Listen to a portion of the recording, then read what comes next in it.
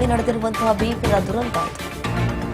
ದಾವಣಗೆರೆಯಿಂದ ಬಸವಪಟ್ಟಣಕ್ಕೆ ಹೋಗ್ತಾ ಇದ್ದಂತಹ ಸರ್ಕಾರಿ ಬಸ್.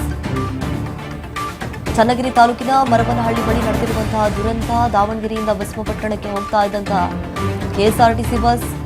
ಸಾರಿಗೆ ಬಸ್ನಲ್ಲಿದ್ದಂತಹ ವಿದ್ಯಾರ್ಥಿ 20 ವರ್ಷದ ದರ್ಶನ್ ಸಾವಿಗೀಡಾಗಿದ್ದಾರೆ.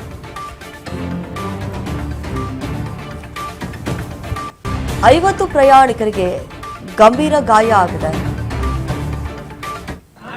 20ಕ್ಕೂ ಹೆಚ್ಚು ಜನ ಸ್ಥಿತಿ ಗಂಭೀರವಾಗಿದೆ. ಅವರನ್ನು ಆಸ್ಪತ್ರೆಗೂ ಕೂಡ ದಾಖಲಿಸುವಂತಹ ಕೆಲಸಕ್ಕೆ ಮುಂದಾಗಿದ್ರು ಅಲ್ಲಿರುವಂತಹ ಸ್ಥಳೀಯರು. ನಾವು ದೃಶ್ಯಾವಳಿಯಲ್ಲಿ ಗಮನಿಸ್ತಾ ಇದ್ದೀವಿ ಎಷ್ಟರ ಮಟ್ಟಿಗೆ ಕೆಎಸ್ಆರ್ಟಿಸಿ ಬಸ್ ಮುಗಿಚು ಬಿದ್ದಿದೆ ಅಂತ ಹೇಳಿ. ಆಕ್ಸೆಲ್ ಕಟ್ ಆಗಿರುವಂತಹ ಪರಿಣಾಮದಿಂದಾಗಿ ಈ ರೀತಿಯಾದಂತಹ ಅವಘಡ ಸಂಭವಿಸಿಬಿಟ್ಟಿದೆ.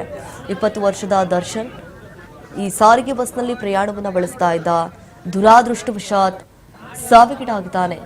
50 ಪ್ರಯಾಣಿಕರಿಗೆ ಗಂಭೀರ ಗಾಯವಾಗಿದೆ.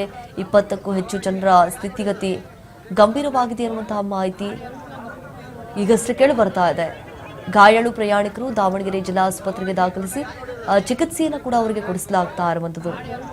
ಬಸವಪಟ್ಟಣ ಸಮುದಾಯ ಆರೋಗ್ಯ ಕೇಂದ್ರಕ್ಕೆ ಈಗಾಗಲೇ ಈ ಯಾರೆಲ್ಲ ಗಾಯಗೊಂಡಿದ್ದಾರೆ ಅವರೆಲ್ಲರನ್ನೂ ಕೂಡ ರವಾನೆ ಮಾಡಲಾಗಿದೆ. ನೋಡಿ ಎಷ್ಟರ ಮಟ್ಟಿಗೆ ಈ ದುರಂತ ಸಂಭವಿಸಿದೆ ಅಂತ ಹೇಳಿ.